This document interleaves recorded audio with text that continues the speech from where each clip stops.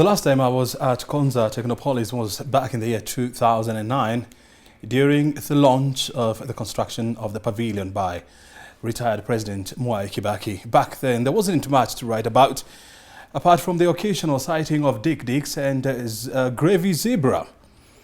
Almost 13 years down the line, Konza Technopolis is a completely transformed place with thousands of workers, buzzing from one side to the other.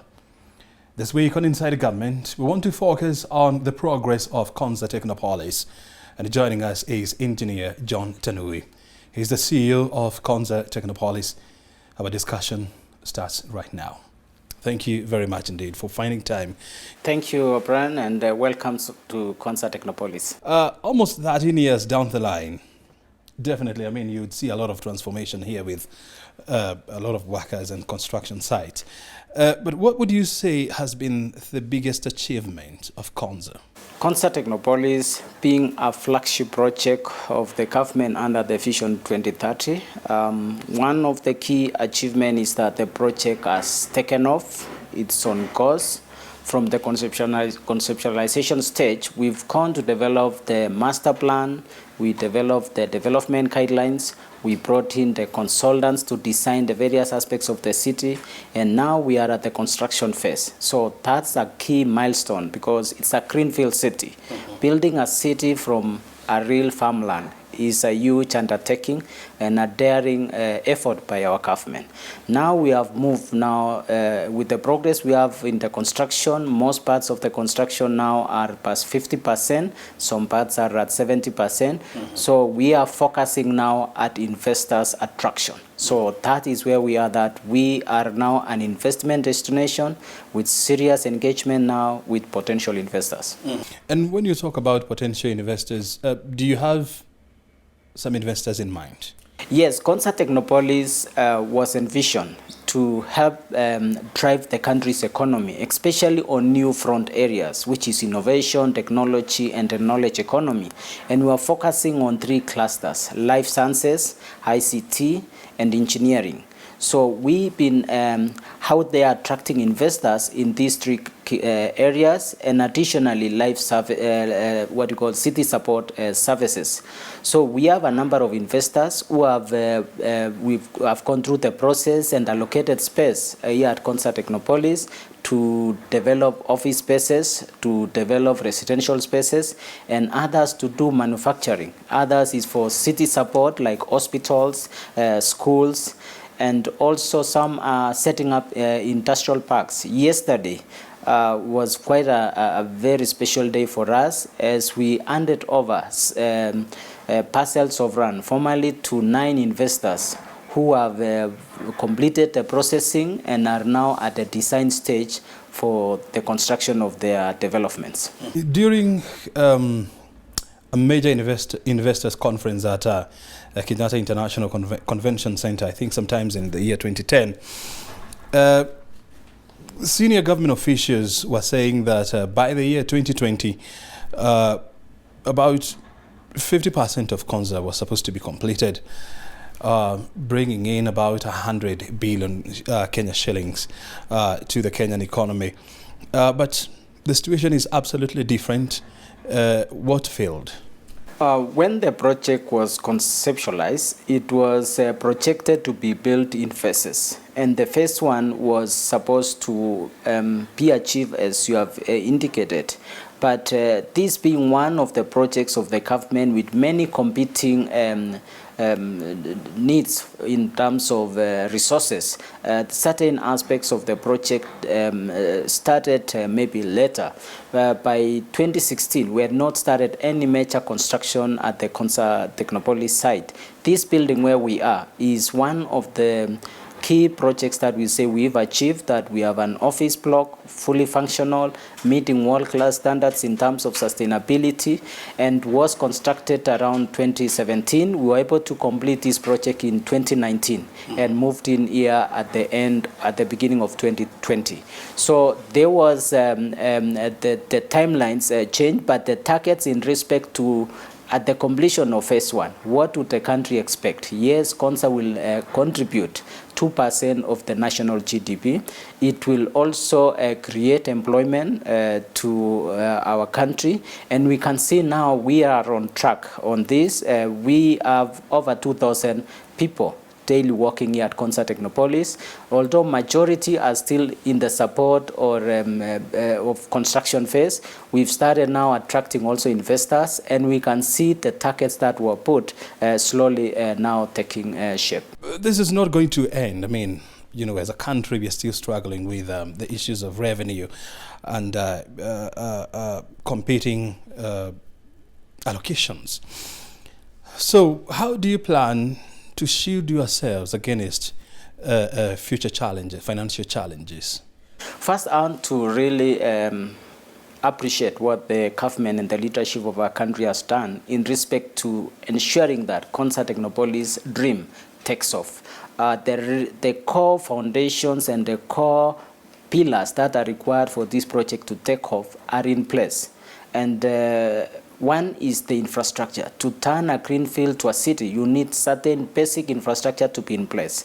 One is wastewater treatment facility, water treatment, electrical distribution, roads, and that has been funded by the government, and the commitment to the completion of phase 1 is in place. So this gives us a solid assurance that this project now is a sure best location, not only in Kenya, but across Africa, because the kind of planning that has been done is quite deep, detailed, sustainable, and meets global standards. The other key thing is government has located certain critical infrastructure that gives this city its purpose. One is locating the national data center here at Konza Technopolis, which is now operational. So we are able to be the digital platform for the government, the country, and the region. So we host a data center of high standard, a tier 3 certified data center. So this gives us a space as in respect to smart city, and we can actually be ranked and be able to be certain that in measures of indexes of smart cities, we can score highest in respect to any other location. The other key thing that the government has done is to give us what will drive the key core of this project, which is innovation, technology, and overall the knowledge economy. Locating the Kenya Advanced Institute of Science and Technology at Konza, with the partnership we have with Ministry of Education and the support of Korean government, we are now able to say the direction and the future of the city is well set. We have our equivalent of Stanford. You know, at the Silicon Valley, you cannot have Silicon Valley without the Stanford. So for Konza Technopolis and the Silicon Savannah to thrive, we need a similar institution that will be able to give us access to top talent and be able to drive the research that is focused on the needs of our region, for Africa, and even the local within the country. And we are very privileged that the consultant who is actually leading in the establishment of this research institute here at Konza Technopolis is a top leading research institute in the world. It's actually ranked 6th most innovative university in the world. That's the Korea Advanced Institute of Science and Technology. When you look at Konza, engineer, 5,000 acres of land. Paint it to us, upon completion, how would this place look like? So we have the 5,000 acres of land. We have a total perimeter of 21 kilometers. Touching Mombasa Road is about 7 kilometers. So that gives you an idea how the city is. And 5,000 acres is quite a substantive space, especially when you look in respect to master planning, which we have, which gives you an impression of a CBD kind of a nature. So 5,000 acres of a core part of a city is quite substantive. And recently, with the support of government, we and the county governments of Machakos, Makueni, and Kajiado, we are working with them to see that also the buffer zone, which is 10 kilometers around Konza Technopolis, is also harmonized in terms of development control. That brings an additional 68,000 acres of land under a well-controlled development. And this brings a total of almost 100,000. So looking forward into the future, this will be a global destination in terms of urban planning, because to get a well-organized location of that scale of 73,000 acres of land is quite special. In terms of allocation of various resources, I mean, I understand there will be an industrial park, there will be an educational park, there will be a nature park. So which component will take what? On the phase one, or the planning of the city, we have what we call the bands. There's the commercial band, where we have the main buildings, which is more commercial, and that's where you have the tallest building. Next to it, we have the technology. Which will be the tallest building? Towards now along Mombasa Road, that's where we have most commercial buildings will be there. Then the next part, which includes where we have our Konza complex building, where we are now, is technology area, where you have life sciences, biotech farms will be located here, and even ICT farms. Next, we'll have a next area which is mainly residential and the university band, and then after that we have the industrial.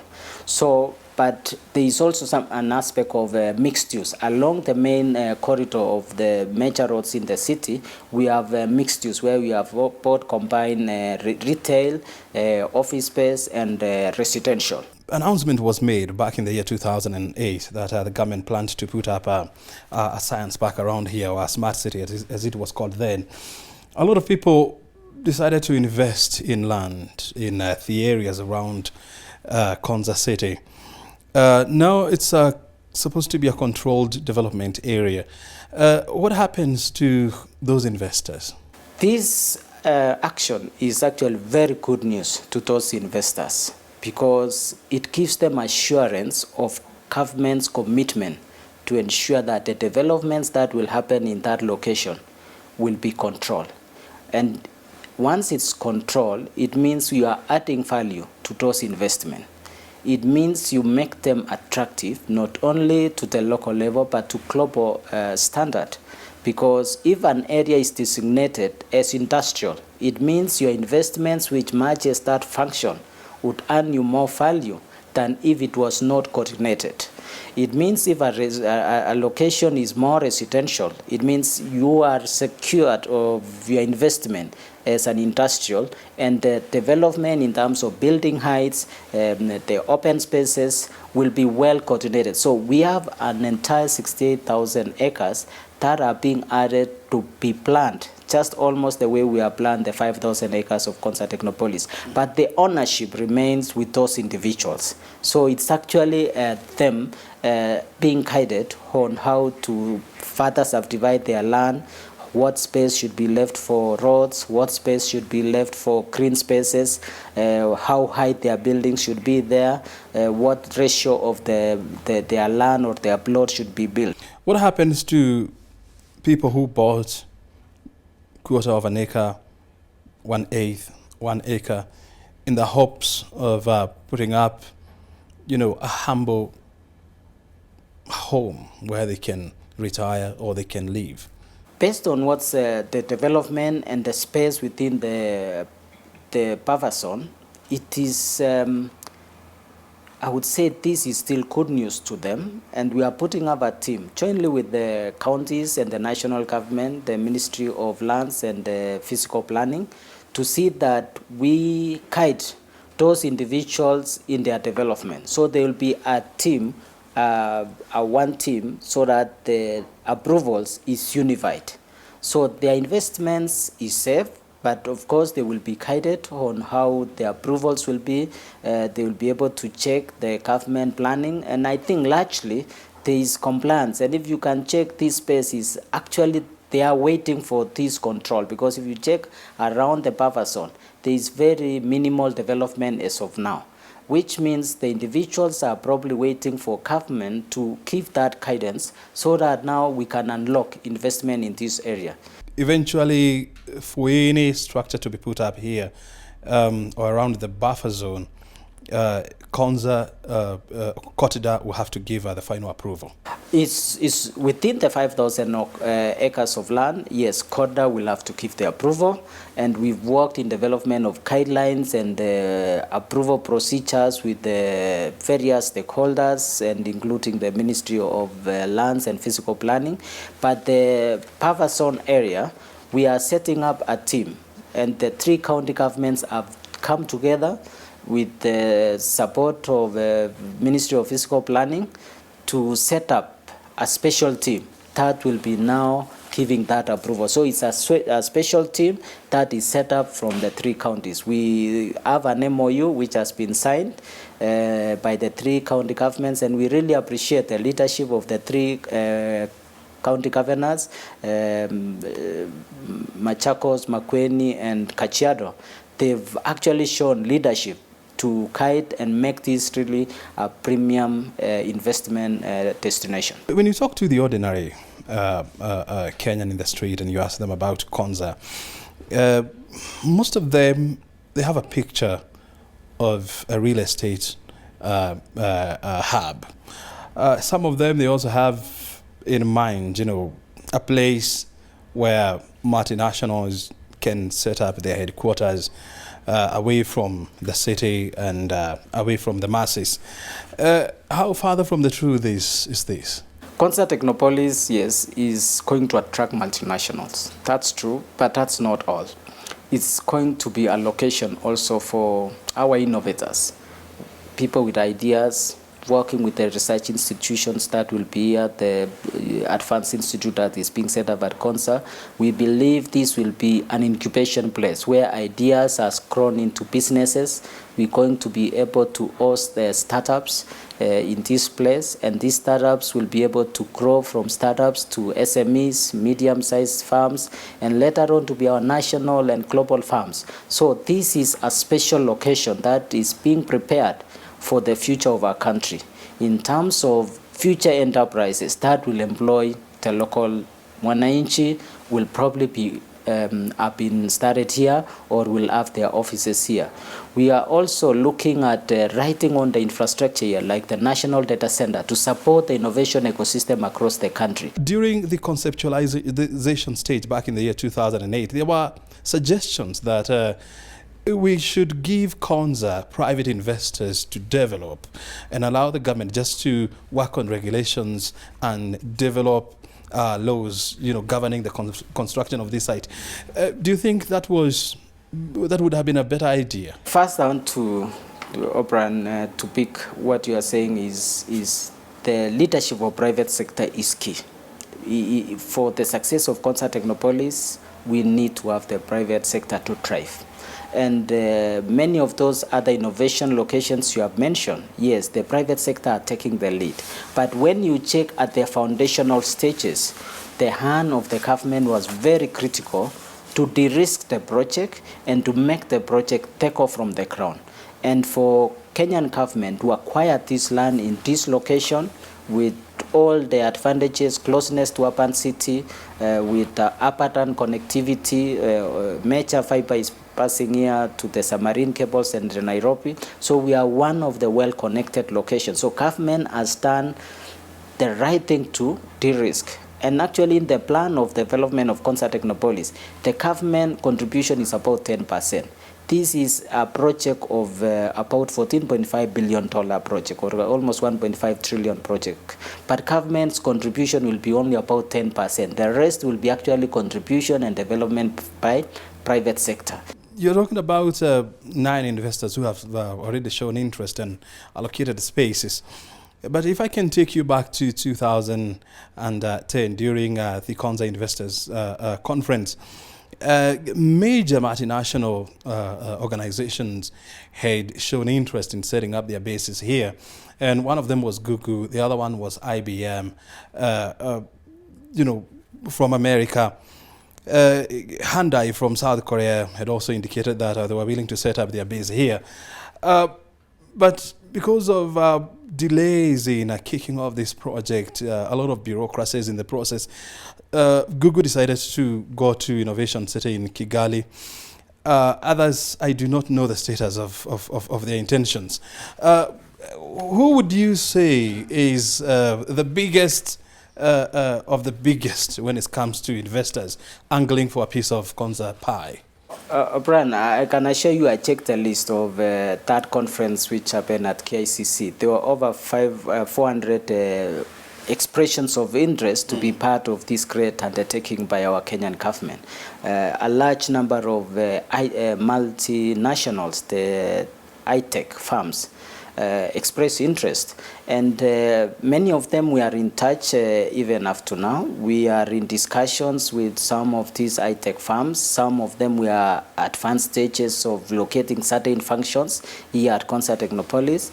A number of them require other investors to have settled first. Others don't invest in brick and mortar. They want a ready building, and that's why we have those who are setting up the office space. And just to assure you, on the phase one, which is about 150 parcels, actually over 40% has been taken. 40% has been taken. The ones we talk about are those who are now planning to do groundbreaking. You know, Kenya is not the only African country that is developing smart cities or innovation hubs. Various countries, you know, from Egypt to Nigeria's Eco-Atlantic City to just around here, our neighbors, you know, Rwanda, the Kigali Innovations Hub. And all these are at a more advanced stage in terms of execution and completion than what you actually have here in Kenya. So what magnet do you plan to use, or what would be your magnetic point to ensure that you don't lose out? One thing, we have smart cities, and in addition to smart cities, we have something called science parks. Smart cities provide a very excellent location where ICT and technology brings efficiency and effective service delivery. But real outputs comes from things like the science parks, where new ideas, new concepts come and new enterprises rises. We are a member of an association called International Association of Science Parks. And this association also has an African division, which is Africa Division, which we are also a member. And we interact quite closely with the activities across the science parks in Africa. And Kenya has made very significant progress. We have a framework as a country, a 10-year framework of development of science parks in Kenya. Konza being one of them, Dedan Kimathi in Nyeri is one of them, and the positioning and the direction of these two science parks is quite impressive compared with the rest of Africa. Yes, some could have better publicity, but in terms of foundational things that we are put here at Konza Technopolis, I can assure you that we will be a top smart city in Africa. You're competing against all, you know, other development in terms of smart cities and science parks. You know, they do not rely wholly on exchequer funding. A lot of them has private investor backing and angel investors who are flush with cash, as you would say in business. But for your case, you are 100% reliant on exchequer funding. How do you de-risk yourself from you know, the challenges of exchequer funding? I think the few we have is because we are at the construction phase. We are turning a greenfield to a city. And at this stage, you find the government is in the front. But the handover is slowly changing. You will start seeing now the private sector coming to take lead. Some of the investors, we were expecting them to start their works here, actually will drive their businesses because it's driven by opportunities, it's driven by areas of gaps that they want to fill by being present here, taking advantage of the facilities that we are putting here, especially the Research Institute. It will be a key attraction, the magnet, what you are saying, to enterprises because they want to access high knowledge within the institution, and also to be able to have that public and private collaboration. So private sector will indeed drive Konza in the future. Konza Technopolis is a Vision 2030 project which is supposed to drive economic growth, create employment, and entrench the nation as the innovation hub of the African region. With less than 10 years to go before you hit the 2030 milestone, paint to us what kind of a city will Konza look like? Looking forward, this being 2021, another 2-3 years, the key infrastructure which is under construction within another 2 years will be completed, including the research institute. The research institute, we're expecting the contractor within the next 2 months to have settled and start the construction. And their contract period is 24 months. So that will be a key milestone for us. The ongoing infrastructure of support, city support, the electrical distribution, wastewater, and all that will be finished within the next 1 year. So within the next 2-3 years, you could say the infrastructure for phase 1 is done. What we'll be doing then is the city to attract investment, to see those private investors, and the core activities of promoting and working with the stakeholders within the innovation ecosystem is to promote innovations. We want to see the startups that can call Konza home. Last year, at the beginning of last year, we ran an innovation challenge. We attracted over 300 individual enterprises which express interest to set up certain initiatives. We selected the top 15. We are currently working with that, and they are very impressive to see what they are doing, and we see that this is the future of Konza. Very well. Anything else? This is a very daring project for our country, and the government and the various stakeholders have done significant work to bring the project to where we are. The next phase of this project is investment. We are ready for investment. We are inviting those who want opportunities to develop real estate here in terms of homes, office spaces. We are also inviting those who want to set up manufacturing phases, whether you are in biotech, whether you are in life sciences, pharmaceutical, and electronic manufacturing, logistics. We have also, and there are a range of light manufacturing, including food processing and high tech, as long as it's linkage to technology and linked to the 3 core areas. We are ready to host you. We are already a special economic zone location. We are a developer and an operator, so there are incentives that also will be available to these enterprises, and they will be able to serve the Kenyan market and the regional market from here at Konza Technopolis. Engineer, thank you very much indeed for your time, and of course explaining to us the current status of Konza and of course the future prospect. Thank you, O'Brien. It was a pleasure hosting you. Asante sana. And of course, we've been talking to Engineer John Tanui. He's the CEO of Konza Technopolis Development Authority. And of course, we are here at Konza City, and one thing I can guarantee you is this is indeed a construction zone. Let's wait and see where Konza goes from here. O'Brien Kimani is my name. Thank you. And this has been Inside Government.